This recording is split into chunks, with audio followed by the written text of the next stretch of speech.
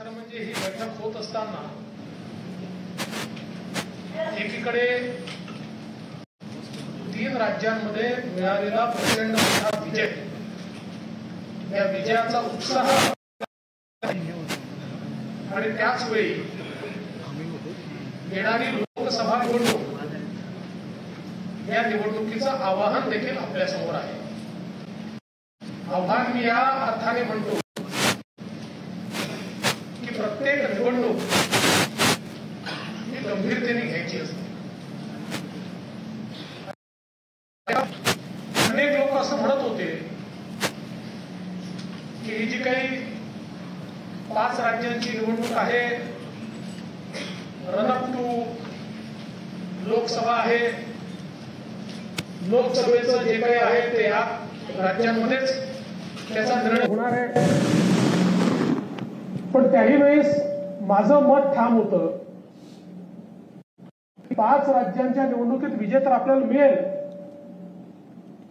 पण या 5 राज्यात विजय मिळो का न मिळो, लोकांनी एक गोष्ट मनामध्ये पक्की ठेवली आहे की देशाची सूत्र पुन्हा एकदा मोदीजींच्याच हातात आहेत.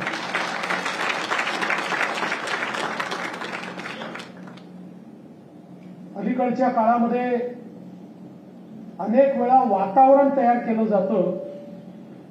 आपण बघितलं होतं अशाच प्रकारचं वातावरण 2018 साली तयार झालं आणि मग त्यावेळेस आपण 3 राज्य देखील हारलो. तरी देखील त्या 3ही राज्यांमध्ये लगेचच्या 3 महिन्यांनी झालेल्या निवडणुकांमध्ये प्रचंड मोठं यश हे भारतीय जनता पक्षाला लोकांनी दिलं. आज देशातला जो सामान्य माणूस आहे, या माणसाच्या मनामध्ये ही खात्री आहे की या देशाला जर कोणी विकसित करू शकत असेल तर ते मोदीजी करू शकतात. या देशाच्या सामान्य माणसाच्या जीवनामध्ये कोणी परिवर्तन करू शकत असेल तर ते मोदीजी करू शकतात. आणि म्हणून राहुल गांधींनी या सगळ्या राज्यांमध्ये जाऊन 7 गॅरंट्या दिल्या होत्या. पण राहुल गांधींच्या 7ही गॅरंट्या या लोकांनी नाकारल्या आणि लोकांनी सांगितलं एक ही गॅरंटी काफी आहे, वो गॅरंटी आहे नरेंद्र मोदी. आणि म्हणून एक प्रकारे आपण भाग्यवान आहोत, आपल्याला अशा प्रकारचे नेते लाभले आहेत की ज्या नेत्यांबद्दल देशातल्या सर्वसामान्य व्यक्तीला आत्मीयता आहे, आपुलकी आहे. सामान्य माणसाला वाटतं की आमच्याकरता राज्य करतात. मोदीजींकडे आज आपल्या परिवाराचा घटक म्हणून ते पाहतात. मोदीजी जेव्हा मेरे परिवारजनो अशा प्रकारचं संबोधन करतात त्यावेळी त्या प्रत्येकाला वाटतं की हो, आम्ही मोदीजींच्या परिवारातले आहोत. आणि मला असं वाटतं की इतकी क्रेडिबिलिटी असलेला नेता हा स्वतंत्र भारताच्या इतिहासामध्ये खरं म्हणजे एक अतिशय आगळी वेगळी अशा प्रकारची क्रेडिबिलिटी ही मोदीजींना प्राप्त झालेली आहे. आणि म्हणूनच मला असं वाटतं की येत्या लोकसभेच्या तयारीच्या निमित्ताने आपलं सगळ्यात मोठं ऍसेट काय आहे तर आपलं नेतृत्व आहे की ज्या नेतृत्वाच्या बद्दल लोकांच्या मनामध्ये विश्वास आहे. आज बघा, विरोधी पक्षांनी मिळून इंडिया आघाडी तयार केली आणि या इंडिया अलायन्सने जणू काही आता मोदीजींच्या विरोधात सगळे एकत्रित झाले आहेत, जनमत एकत्रित झालाय आणि आता आम्ही मोदीजींना हरवणारच अशा प्रकारची भावना तयार करण्याचा प्रयत्न केला. ज्या दिवशी 5 राज्यांचे निकाल होते लगेच काँग्रेसने घोषित केलं 6 डिसेंबरला बैठक होणार. अर्ध्या तासात ममताजींनी सांगितलं मी जाणार नाही, अर्ध्या पक्षांनी सांगितलं आम्ही जाणार नाही आणि शेवटी ती बैठक त्यांना पुढे ढकलावी लागली. कारण हे जे इंडिया अलायन्स तयार झालेलं आहे, या इंडिया अलायन्स समोर कुठला अजेंडा नाही, देशाच्या विकासाकरता एकत्रित आलेले नाहीये, समाजाला पुढे नेण्याकरता एकत्रित आले नाहीये, गरिबी निर्मूलनाकरता एकत्रित आले नाहीये, हे सगळे एकत्रित आले एका अजेंड्यावर की मोदीजींना हटवलं नाही तर आपल्या परिवारवादी पार्ट्यांची दुकानं बंद होणार, त्याला कुलप लागणार आणि त्याला कुलप लागू नये एवढ्या एका भावनेनं हे सगळे एकत्रित आले आहेत. आणि म्हणून आपण जसं नेहमी सांगतो की या पार्ट्यांकरता त्यांचा परिवार म्हणजे देश आहे आणि मोदीजींकरता देश म्हणजे त्यांचा परिवार आहे. हा एक महत्वाचा फरक आपल्याला या ठिकाणी पाहायला मिळतो. आणि आता महाविजय 2024 हे अभियान आपण सुरू केलंय आणि या अभियानाच्या रूपानं खालपर्यंत संघटनेची रचना आपण केली आहे.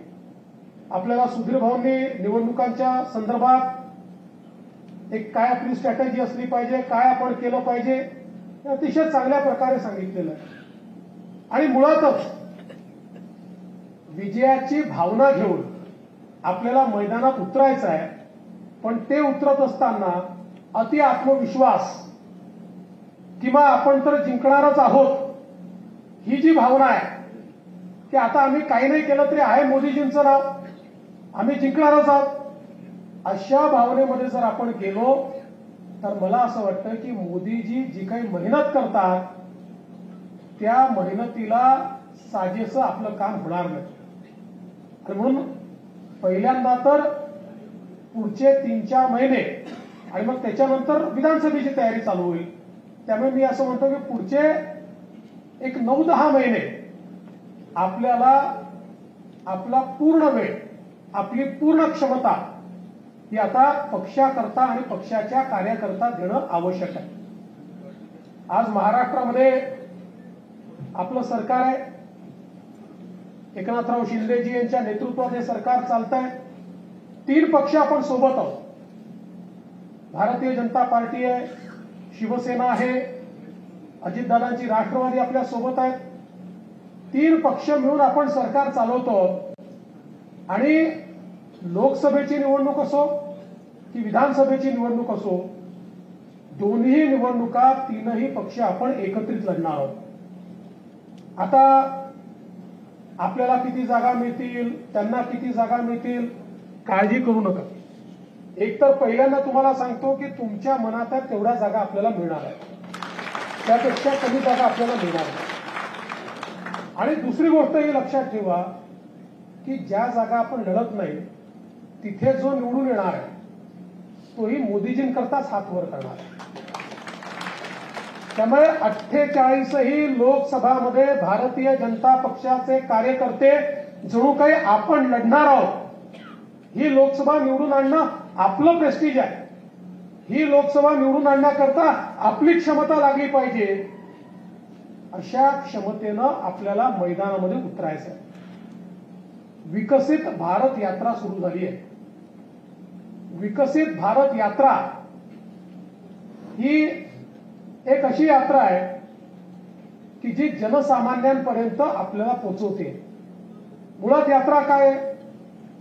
देशामध्ये मोदीजींनी वेगवेगळे कार्यक्रम हातामध्ये घेतले. आता आपण बघितलं अतिशय चांगली यात्रा आपल्या आघाडीने या ठिकाणी सुरू केली.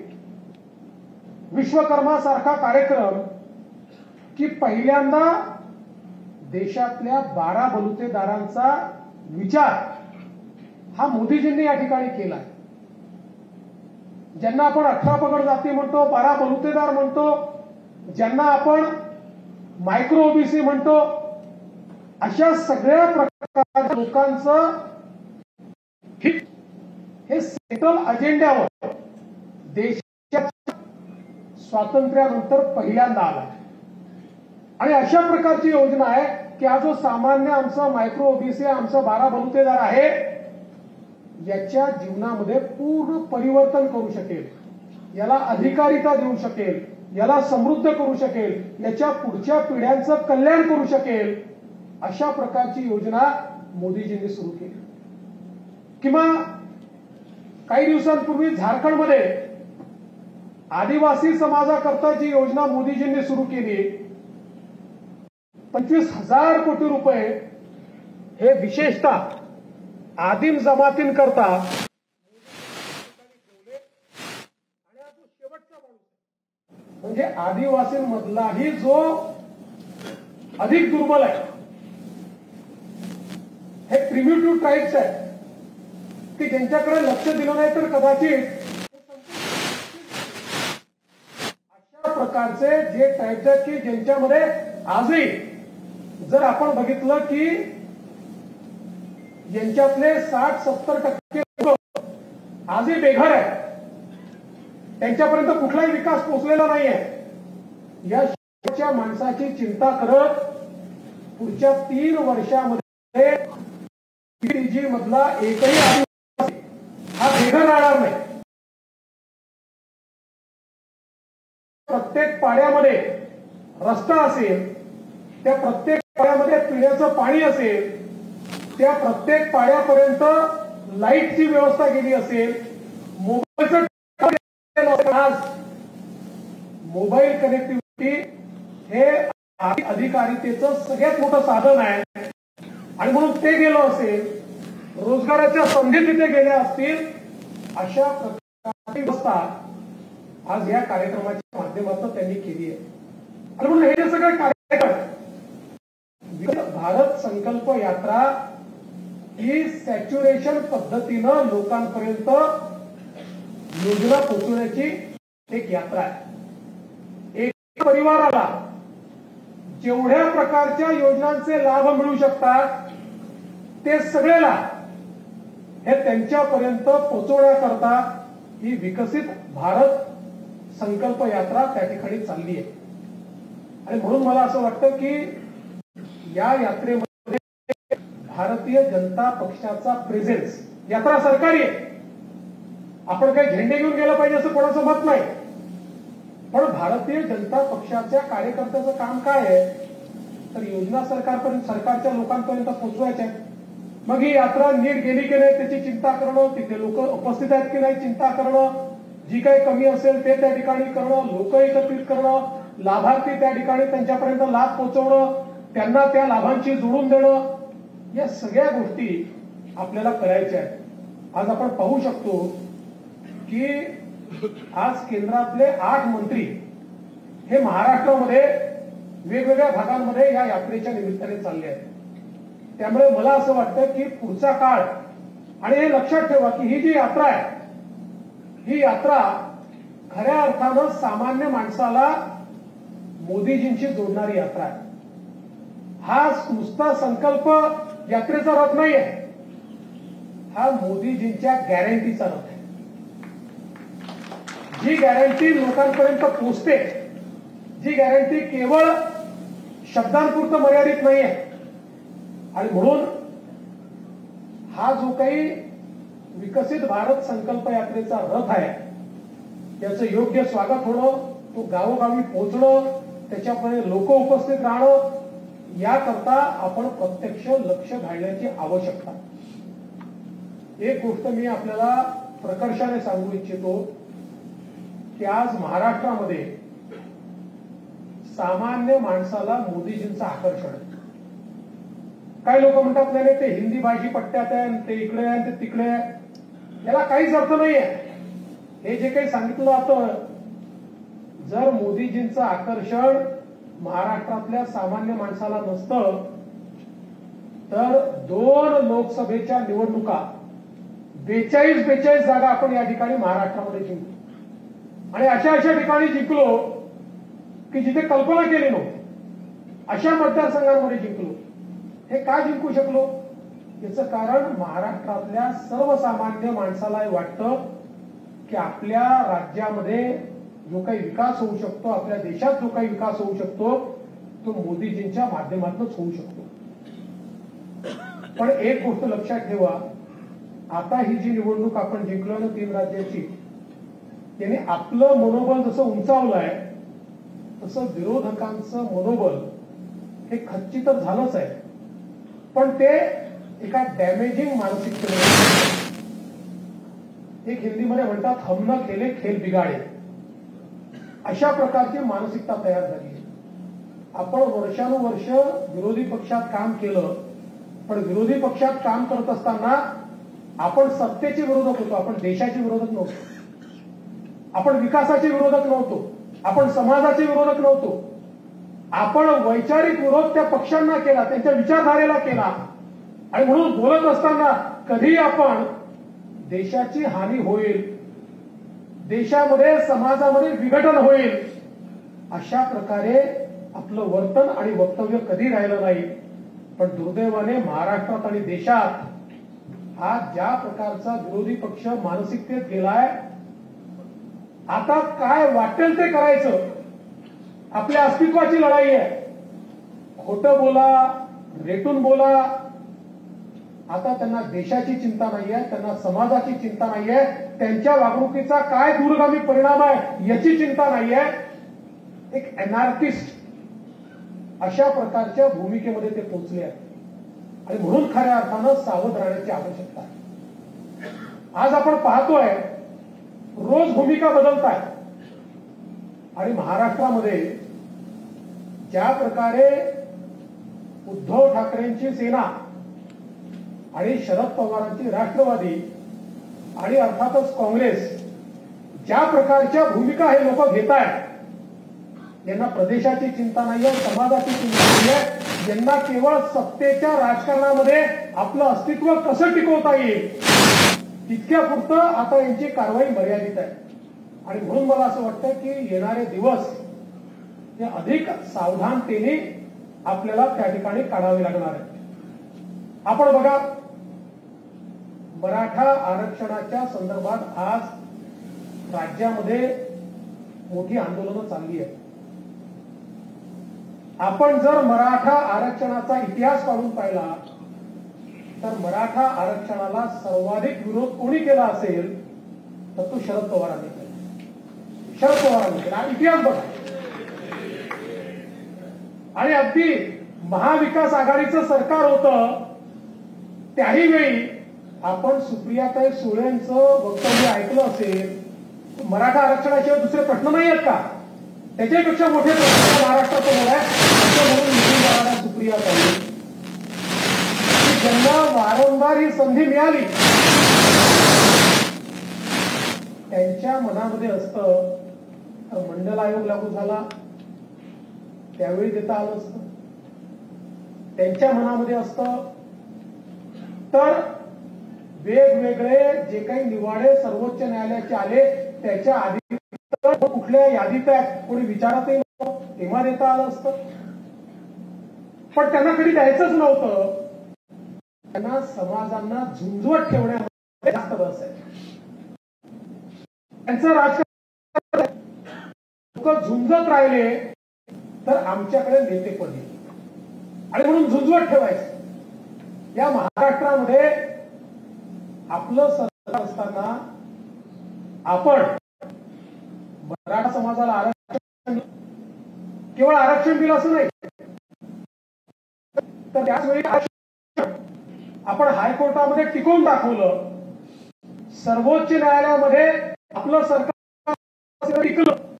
आपलं सरकार गेल्यानंतर त्याच्यावर स्थगिती आली.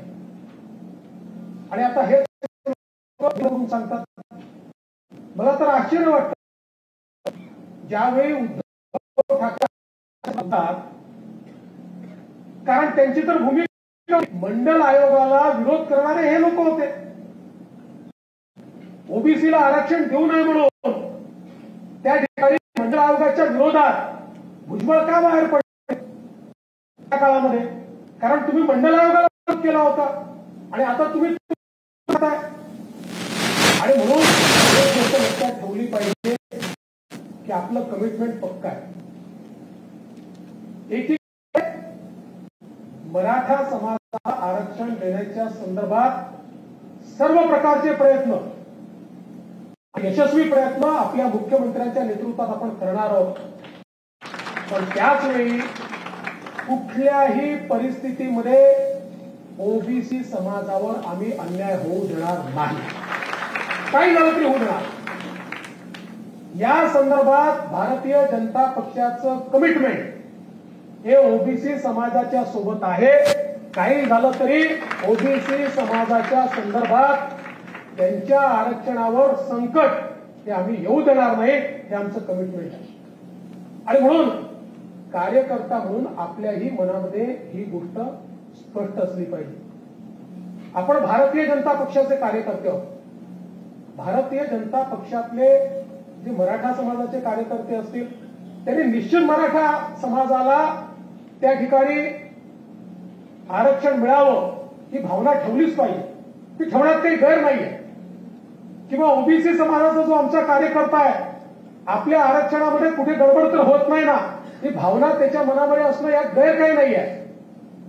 पण या दोन्ही भावना असताना कार्यकर्त्यांमध्ये मात्र जातीतनं कुठेतरी भेद होतोय. कार्यकर्त्यांमध्ये जातीचे गट तयार होत आहेत. हे मात्र होऊ देऊ नका. भारतीय जनता पक्षाचा ओबीसी कार्यकर्ता आहे त्याच्याही मनामध्ये तेवढंच कमिटमेंट असलं पाहिजे की माझी पार्टी मराठा समाजाला न्याय द्यायला तयार आहे. मी माझ्या पार्टीच्या मागे उभा आहे. आणि भारतीय जनता पक्षामधला जो मराठा कार्यकर्ता आहे त्याच्याही मनामध्ये हे स्पष्ट असलं पाहिजे की या ठिकाणी माझ्या मराठा समाजाला मला न्याय द्यायचा आहे पण तो ओबीसीवर अन्याय करून मला द्यायचा नाहीये. ही भावना भारतीय जनता पक्ष म्हणून आपली असली पाहिजे. आणि म्हणून हे जे काही विभाजनाचं लोण आहे हे विभाजनाचं लोण पसरू देऊ नका. मी मागे आपल्याला सांगितलं आपल्याकरता कुठलाही समाज वोट बँक नाहीये. मराठा समाजाकडे वोट बँक म्हणून आपण पाहत नाही. ओबीसी समाजाकडे वोट बँक म्हणून आपण पाहत नाही. निवडणुकीच्या निकालांची आपण चिंता करतो. आणि मी तर हे माझ्या अनुभवातून सांगतो की निवडणुकीवर याचा परिणामच होत नाही. निवडणुकीचे मुद्दे वेगळे आहेत. या मुद्द्यांवर निवडणुका नाही आहेत. हे समाजाचे प्रश्न आहेत. निवडणुकीच्या चष्म्यातनं या प्रश्नांकडे पाहूच नये या मताचं मी आहे. त्यामुळे निवडणुकीची चिंता करू नका. चिंता जर करायची असेल तर महाराष्ट्राचं सोशल फॅब्रिक हे कुठेतरी त्या ठिकाणी त्याला भेगा पडतायत. अशा प्रकारची जी अवस्था आपल्याला पाहायला मिळते ती चिंताजनक आहे. कारण गाव गाड्यावर लोक एकत्रितपणे त्या ठिकाणी राहिले आहेत. आपण सगळे एकमेकावर अवलंबून आहोत. प्रत्येक समाजाचं आपलं एक वेगळं महत्व आहे. आणि मग अशा परिस्थितीमध्ये मला असं वाटतं की ज्यावेळेस मोदी सांगतात की माझ्याकरता जात धर्म महत्वाचा नाहीये माझ्याकरता महत्वाचं संविधान आहे आणि माझ्याकरता एकच सगळ्या प्रकारच्या गरिबांना काम मग आरक्षणाची भावना कशात निर्माण होते गरिबीतनच निर्माण होते. आरक्षणाची भावना कुठेतरी आम्ही मागासलेल्या यातनच निर्माण होते. त्यामुळे आरक्षण महत्वाचं आहे ते तर देऊच पण त्याच्यासोबत जोपर्यंत हे मागासले पण आपण दूर करणार नाही तोपर्यंत कितीही आरक्षण आपण दिलं तरी देखील समाजातलं ही जी भावना आहे की आम्ही मागासलेले आहोत ही भावना दूर होऊ शकणार नाही. आणि म्हणूनच मागच्या काळामध्ये वेगवेगळ्या समाजांकरता आपण वेगवेगळे निर्णय घेतले. आज अण्णासाहेब पाटील आर्थिक विकास महामंडळाच्या माध्यमातून मराठा समाजामध्ये 70,000 उद्योग तयार करण्याचं काम आपण त्या ठिकाणी केलंय. आज या ठिकाणी महायुतीच्या माध्यमातून ओबीसी समाजाकरता फेलोशिप पासनं स्कॉलरशिप पासनं तर मला अतिशय आनंद वाटतो की आता आपण म्हणजे मी जेव्हा मुख्यमंत्री होतो आपण घोषणा केली होती मध्यंतरीच्या सरकारने आपण घोषणा केली होती की 36 हॉस्टेल आम्ही ओबीसी करता तयार करणार. 2.5 वर्ष सरकार यांचं होतं. यांनी घोषणा केली त्यांनी 36 म्हटलं होतं आम्ही 72 करणार. एक हॉस्टेल सुरू केलं. पण आज मला आनंद आहे की आपले मंत्री अतुल सावे यांना आपण सांगितलं त्यांनी पाठपुरावा केला आणि 52 हॉस्टेल सुरू होत आहेत ओबीसीमध्ये 52 आणि उरलेले 20 हॉस्टेलची पण जागा आता आपण शोधतो.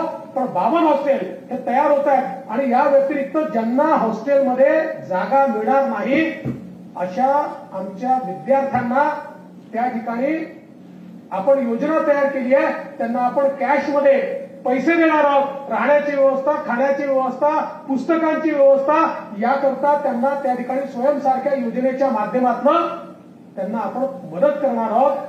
म्हणजे पहिल्यांदा अशा प्रकारे समाजाचा विचार झालाय.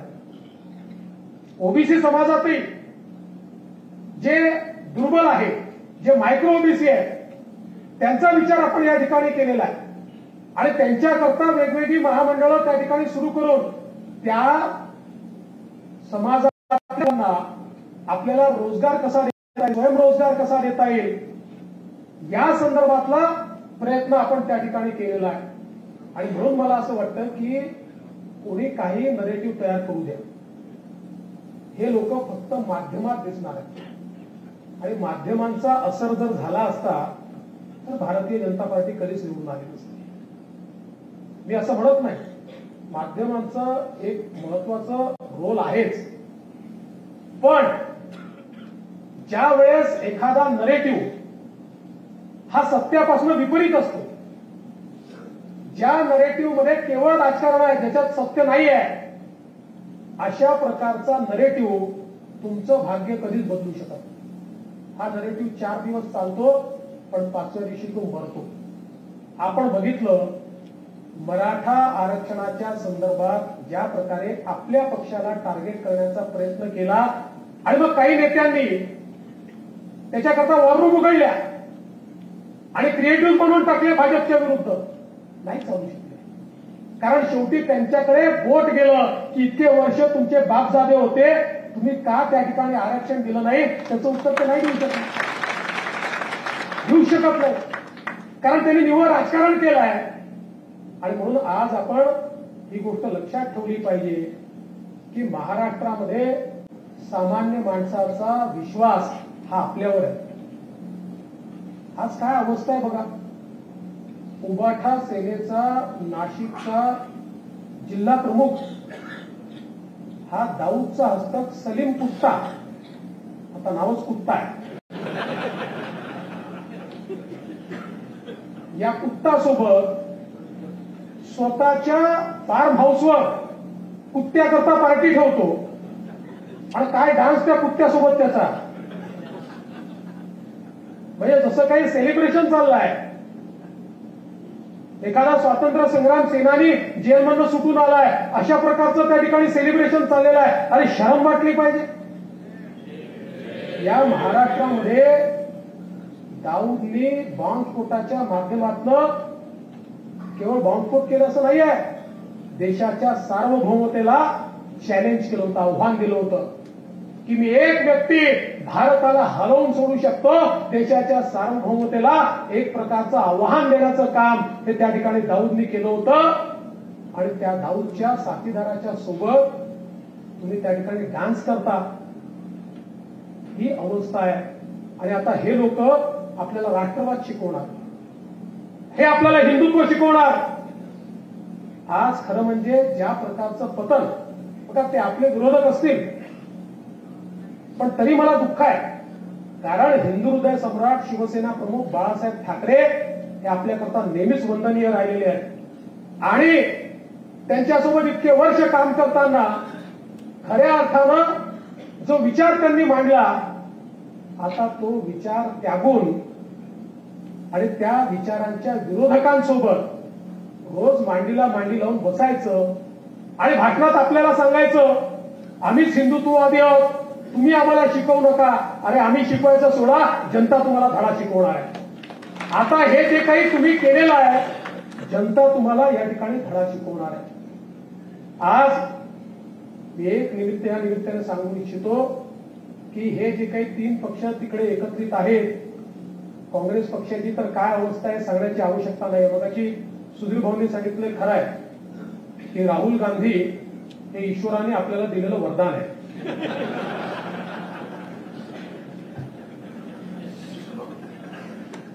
विरोधी पक्षाचा प्रमुख असावा तर असा, त्याच्याकरता आपल्याला एक भाग्य घेऊन यावं लागतं. पण तीच अवस्था त्यांची आज सर्व दूर आहे. ही काँग्रेस पक्षाची अवस्था का झाली? कारण काँग्रेस पक्षाने केवळ स्वतःचा विचार केला. पक्ष संघटना याचं महत्व संपलं. एक काळ असा आला, काँग्रेस पक्षामध्ये निवडणुका कशा व्हायच्या, तर तिथला जो कोणी प्रमुख आहे स्थानिक स्तराचा, तो कोणाला तरी बोलवायचा, पोरांना बसवायचा, मतदार याद्या घेऊन बसायचे, त्यांना पैसे दिले जायचे आणि मग त्यातनं त्या मतदार याद्यातनं ते सदस्य करायचे, मग त्याचं इलेक्शन दाखवायचे, मग हा निवडून यायचा. त्यामुळे बघता बघता तिथे कार्यकर्ता संपला, नेते मोठे झाले, पक्ष लहान होत गेला आणि आज अवस्था अशी आहे की देशातल्या सगळ्यात जुन्या पक्षामध्ये आज ज्या प्रकारची सुंदोपसुंदी आपल्याला पाहायला मिळते, ज्या प्रकारची अवस्था पाहायला मिळते, हा पक्ष वर येणं कठीण आहे. आणि म्हणूनच भारतीय जनता पक्षामध्ये आजही संघटनेचं महत्व काय? भारतीय जनता पक्षामध्ये परवा अमितभाई शाह यांनी सांगितलं, त्यांना ज्यावेळेस विचारलं की आपके कद्दावर नेताओं को आपने मुख्यमंत्री नहीं बनाया, त्यावेळेस त्यांनी सांगितलं की भारतीय जनता पक्षामध्ये सगळ्यात कद्दावर जर कोणी असेल तर तो आमचा सामान्य कार्यकर्ता. हमारे सामान्य कार्यकर्ता से कद्दावर नेता कोई नहीं है. आणि हे विचार करा की आज भारतीय जनता पक्षामध्येच हे शक्य आहे. कधीतरी नेतृत्व आपण बदलत असतो. पक्षामध्ये नेतृत्व जर बदललं नाही तर नवीन पिढी तयार होत नाही. याचा अर्थ ज्यांना बदललं त्यांच्यात काही कमतरता आहे का? ती बिलकुल नाही आहे. किंबहुना त्यांचे रोल बदलत असतात, त्यांच्याकडे काही नवीन रोल येत असतात. अशाच प्रकारे पक्ष चालत असतो. काँग्रेसमध्ये हे बदल त्यांना कधी करताच आले, कारण काँग्रेसमध्ये बदल केला तर ज्याला बदललं तो पक्षाची कबरच खोदायला. हे भारतीय जनता पक्षामध्ये शक्य आहे की वेगवेगळे रोल हे सहजतेने स्वीकारले जातात. कालपर्यंत ज्याच्याकडे सर्वोच्च रोल होता त्याला जर सांगितलं की तू दुसरा रोल स्वीकार तर तो स्वीकारतो. कारण भारतीय जनता पक्षाच्या नेत्यांना या गोष्टीची कल्पना आहे की आपलं नेतृत्व मोठं झालंय ते कार्यकर्त्यांमुळे, आपलं नेतृत्व मोठं झालंय ते पक्षामुळे. आज ही जी ऊर्जित अवस्था दिसते ती मोदीजींनी जे बलिदान दिलं, आजही दिवसातले 24 तास मोदीजी जे काम करतात त्याच्यामुळे आपल्याला हे दिवस त्या ठिकाणी दिसत आहेत. आणि म्हणून खऱ्या अर्थानं भारतीय जनता पार्टी हा कार्यकर्त्यांचा पक्ष आहे. माझी आपल्याला विनंती आहे, आता या निवडणुकांच्या निमित्ताने जसं मगाशी सुधीर भाऊंनी देखील सांगितलं, काही जिल्ह्यांमध्ये आपल्याला मतमतांतरं दिसून येतात. काही जिल्ह्यांमध्ये अशी अवस्था पाहायला मिळते की एकमेकाशी थोडे डिफरन्सेस आहेत, पटत नाही. एक गोष्टीचं समाधान आहे, भारतीय जनता पक्षामध्ये एकमेकात विस्तव जात नाही अशी परिस्थिती नाही, निर्माण होणार नाही. पण तरी देखील जेव्हा तिकिटाचे 2 ऍस्पिरंट असतात त्यावेळी त्या ठिकाणी काही ना काही मतमतांतर असतात. मी एकच गोष्ट आपल्याला सांगतो, मागच्या वेळेस मी सांगितलं, ही निवडणूक भाजप करता लढायची नाहीये, ही निवडणूक भारताकरता लढायची. आपल्या विचाराची संकुचितता बाहेर ठेवा, बाजूला ठेवा. या निवडणुकीमध्ये आपलं काम एकच आहे, ते म्हणजे पुन्हा एकदा भारत मोदीजींच्या हातामध्ये द्यायचा. कारण मी तुम्हाला सांगतो, मी पाहतोय समोरचं दिसतंय मला, 2030चा भारत मला दिसतोय. आपण त्याचा विचार करू शकत नाही. आपल्या कल्पनाशक्तीच्या पलीकडचा भारत, ज्या वेगानं भारत चाललेला आहे. आज आपण जगातली 5वी सगळ्यात मोठी अर्थव्यवस्था झालो, लवकर 3री होणार आहे. पण ज्या वेगानं हे सगळं भारतामध्ये घडत आहे, आज आपण आंतरराष्ट्रीय रेटिंग एजन्सीचे रिपोर्ट जर बघितले तर ते सगळे असं म्हणतात की जगामध्ये मंदी असताना भारत इतका वेगाने प्रगती कसा करतोय, हे एक आश्चर्य आहे. ही जी प्रगती आज आपण सुरू केलेली आहे, ते असं म्हणेल इंडिया इज अनस्टॉपेबल, भारताला कोणी थांबवू शकत नाही. आणि मग अशा परिस्थितीमध्ये आज आपले संकुचित भांडणं किंवा मला काय मिळालं, मला काय नाही मिळालं, या सगळ्या गोष्टींचा विचार न करता भारताकरता काम करायचं आहे. भारताच्या 140 कोटी लोकांकरता मला काम करायचं आहे आणि त्याकरता काम करायची संधी मला मिळालेली आहे. अशा प्रकारचा विचार मनामध्ये ठेवून लोकसभेकरता आणि विधानसभेकरता आपल्या सगळ्यांना कामाला लागायचं आहे. आणि मला विश्वास आहे, भारतीय जनता पक्षाचा कार्यकर्ता हा बजरंगबलीचा उपासक आहे. बजरंगबलींना त्यांची ताकदच माहीत नव्हती. बजरंगबलींना सांगितलं लंकेमध्ये जा, ते म्हणाले मी कसं जाणार आहे. आणि जेव्हा त्यांना त्यांची ताकद सांगितली की तुम्ही तर लहानपणी सूर्य गिळायला निघाला होता, ही तुमची क्षमता आहे, तुमच्या क्षमतेचा वापर करा ते सांगितल्यावर 2 उड्या मारून बजरंगबली लंकेमध्ये गेले आणि त्याच्यानंतर काय करून आले हे आपल्या सगळ्यांना त्या ठिकाणी माहिती आहे. तसेच बजरंगबलीचे उपासक आपण आहोत. माझं काम एवढंच आहे की तुमच्यातली ऊर्जा आणि तुमच्यातली क्षमता याची आठवण तुम्हाला मला करून द्यायची. एकदा ती तुम्हाला झाली की मला वाटत नाही की मग बावनकुळे साहेब आपल्याला मागे वळून पाहिजे काही त्या ठिकाणी वेळ येईल. आणि म्हणून महाविजय 2024 करता जे कार्यक्रम प्रदेश अध्यक्षांनी आपल्याला दिलेले आहेत ते कार्यक्रम यशस्वी करायचे आहेत. आपल्या जीवनाचा जेवढा काही वेळ आणि जेवढी क्षमता आहे ती पूर्ण वापरायची आहे. आणि पुन्हा एकदा भारत मातेला सुजलाम सुफलाम करण्याकरता, भारत मातेला सर्वोच्च पदावर नेण्याकरता आणि भारतातले दीन दलित, गोरगरीब, आदिवासी, शेतकरी, शेतमजूर, वंचित, दलित, आदिवासी या प्रत्येकाच्या जीवनामध्ये परिवर्तन करण्याकरता हा देश मोदीजींच्या हातात गेला पाहिजे. याकरता आपण सगळे लोक मिळून काम करू एवढीच आपल्याला विनंती करतो आणि माझं बोलणं संपवतो. धन्यवाद. जय हिंद, जय महाराष्ट्र. लोकशाही मराठी ऐका, पहा, जागरूक रहा.